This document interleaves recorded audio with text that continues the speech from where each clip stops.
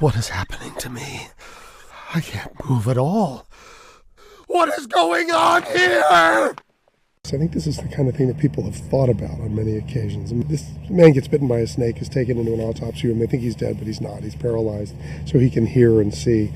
And they're talking about cutting him open, and he wants them to realize he's not dead. And it's sort of like being at your own funeral.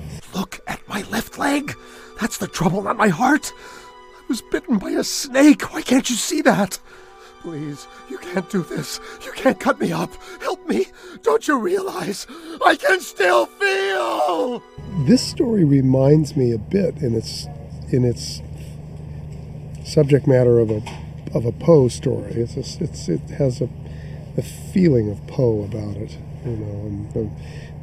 The Black Cat or Pit in the Pendulum or Cask of Amontillado, where you're really inside the head of a particular character, although there are other characters, of course, and they're speaking and having their story, but you're sort of trapped inside the mind of this person who is seeing all this and who's terrified and who's telling you what's going on. Well, we care for the dead, but we serve the living. And I'm being punished for every bad and selfish thing I've ever done.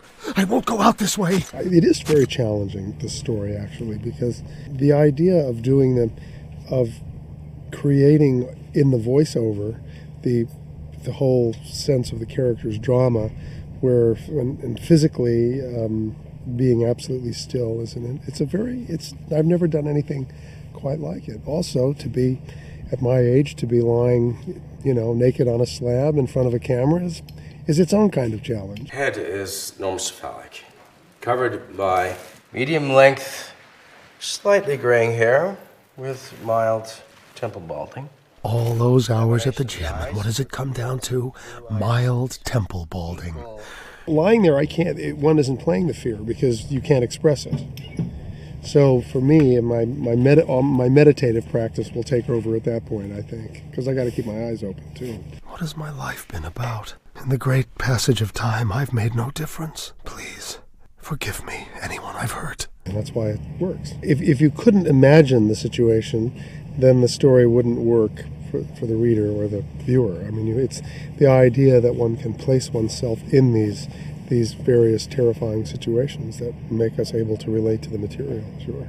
And the authors of horror fiction know this, and so they try to find situations that the audience can relate to. We couldn't relate to it, it wouldn't be scary. Guy almost looks like he could be alive. Doesn't he wish? Help me, please! Hitchcock used to say, I think it was Hitchcock, is that people enjoy sticking their toe in the cold pool of fear, of terror. And so it's wonderfully fun as well as scary. It's a good thing this guy's feeling no pain. Ah!